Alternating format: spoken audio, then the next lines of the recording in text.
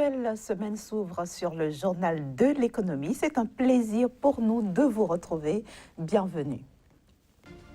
L'Afrique de l'Ouest connaîtra en 2017-2018 sa pire contre-performance en 20 ans, dit la Banque d'investissement et de développement de la CEDEAO.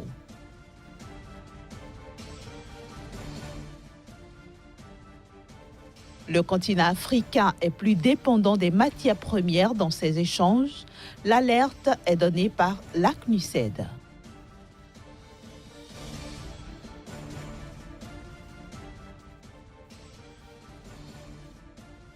Enfin, la fortune des milliardaires a enregistré une hausse de 17% en 2016 grâce à l'Asie. La croissance économique de la communauté économique des États de l'Afrique de l'Ouest, CEDEAO, devrait se situer entre 2,6% en 2017 et 3,5% en 2018. C'est ce que prédit le président de la Banque d'investissement et de développement de la CEDEAO, Bachir Maman Ifo.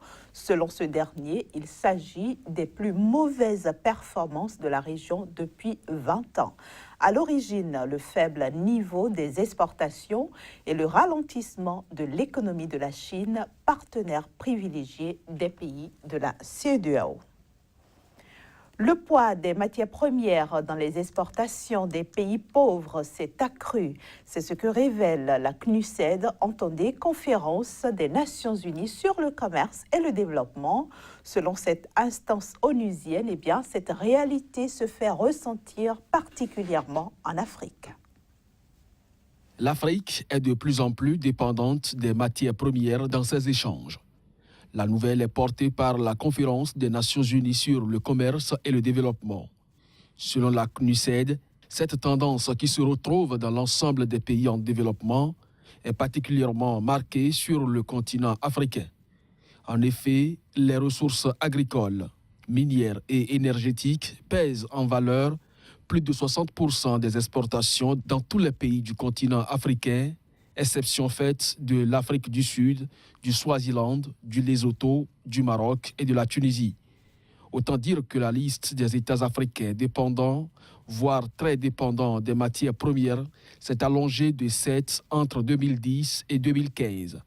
Il s'agit de l'Érythrée, avec ses exportations de bétail, Madagascar avec ses ventes de minerais, d'épices et de poissons, Sao Tomé et Principe avec son cacao, le Libéria son caoutchouc, son fer ou son pétrole, le Cap-Vert et les Comores avec leur exportation de poissons et enfin le Togo avec son or et ses produits agricoles. D'autres pays comme le Sénégal, le Mozambique, la Côte d'Ivoire et le Ghana ont quant à eux accru la dépendance des exportations aux matières premières. Pendant ce temps, le gaz et le pétrole sont restés quasiment la seule source de devises de l'Algérie, du Tchad, de l'Angola et de la Guinée équatoriale, tandis que la Zambie, la République démocratique du Congo et la Guinée ont davantage compté sur leurs minerais, la Centrafrique sur ses diamants, la Guinée-Bissau sur sa noix de cajou, le Mali sur son or et son coton brut. Ce qui n'est pas sans susciter les inquiétudes de la CNUSED, vu la terrible volatilité des prix des matières premières qui pourrait hypothéquer l'atteinte des objectifs de développement durable dans ces pays. La filière café a affiché de bons résultats en Ouganda durant la saison 2017-2018 qui s'est achevée au mois de septembre dernier. Les exportations de fèves ont progressé de 39,4% en volume pour atteindre 4,3 millions de sacs, tandis que la valeur des expéditions a bondi de 67% en s'établissant à 545 millions de dollars. Il s'agit de la résultante des campagnes massives de plantation menées par l'autorité ougandaise de développement de café et les parties prenantes du sous-secteur. Autre facteur favorable, une meilleure implication des des exploitants dans leur activité. Le second producteur, en tant que second producteur africain de café et 9e au plan mondial, l'Ouganda emploie quelques 500 000 agriculteurs dans ce secteur, un secteur qui contribue pour environ un quart des recettes d'exportation du pays.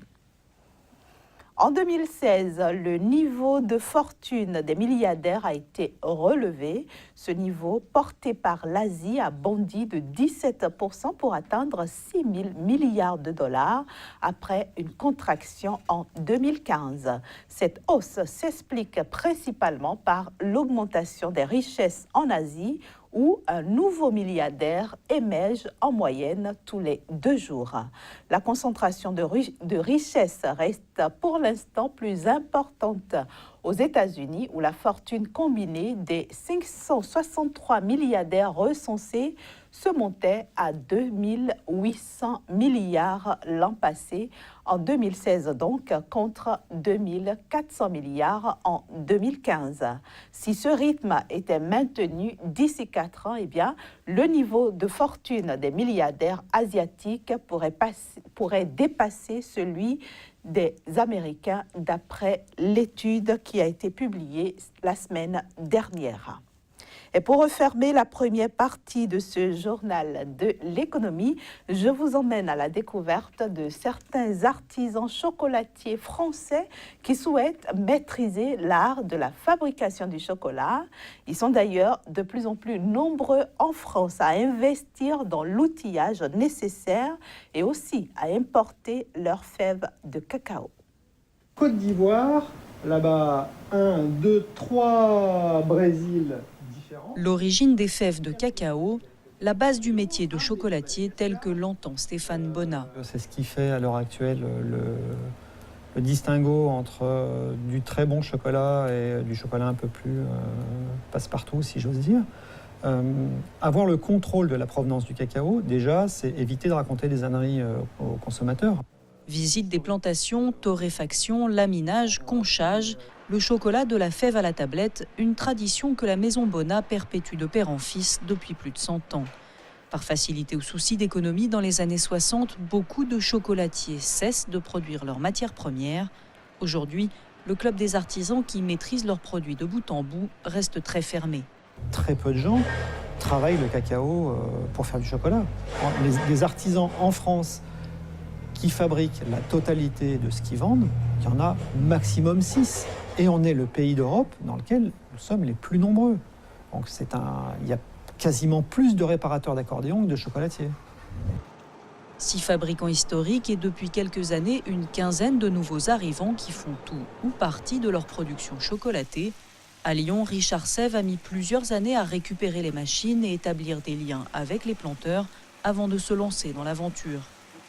Nous sommes une famille, nos collaborateurs sont des familles, nos clients sont des familles. Donc l'objectif, c'est vraiment de partir du fermier, d'éviter les intermédiaires pour redonner la vraie valeur aux fermiers. L'objectif, c'est aussi de travailler le goût du chocolat à chaque étape, comme un vigneron travaille un grand cru.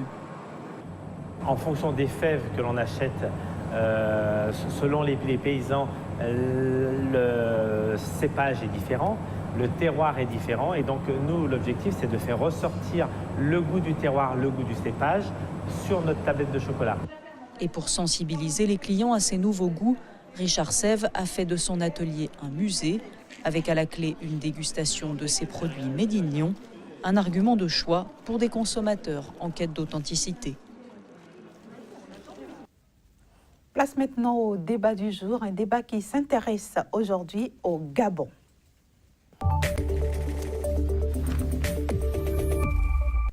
Et ce sera avec, bien sûr, Casimir Pédio, notre chroniqueur. Bienvenue, Casimir. Bonjour, Inès. Comme je viens de le dire, nous allons au Gabon aujourd'hui pour nous intéresser au projet de loi de finances exercice 2018.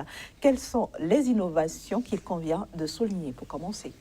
Contrairement à beaucoup de pays africains, notamment les pays de la communauté économique de l'Afrique centrale, le Gabon a décidé donc d'apporter des réformes au niveau de sa loi des finances 2018. Il faut dire que le budget de l'État a connu, pour le compte donc de l'année 2018, une baisse de l'ordre de 260 millions de francs CFA seulement, il faut le préciser. C'est à la limite du ridicule. Lorsqu'on veut réduire donc le budget d'un État, on le réduit en conséquence 260 millions de francs CFA. C'est donc l'intention manifestée par le Gabon à l'endroit donc du FMI en termes donc de recommandations. Il faut déjà dire que 2016 a vu de 5% la baisse donc de ce même budget-là. Et donc aujourd'hui, le Gabon a été identifié par les partenaires techniques et financiers comme un pays à haut risque en termes donc de corruption. Et donc les innovations pour le compte de l'année budgétaire 2018 s'avèrent comme un jeu de ping-pong entre les institutions de Bretton Woods et l'État gabonais. Et donc c'est ce que nous pouvons appeler ici innovation donc en termes de loi de finances 2018. Donc voilà un peu ce que le Gabon est en train de mettre dans sa loi de finances. Il faut également dire que le pays compte lutter contre la fraude fiscale au niveau du pays et aussi la mauvaise gouvernance financière au niveau de certains cadres qui aujourd'hui ont pris donc la corruption, notamment la dilapidation des ressources financières au sommet de l'État comme la gouvernance au niveau du pays. Et donc l'État compte engager des réformes dans ce sens-là. Il faut aussi dire qu'il y a un problème, un épineux problème de 800 milliards de francs CFA d'impayés en termes donc d'arriérés au niveau de l'État gabonais. Et donc 2018 verra donc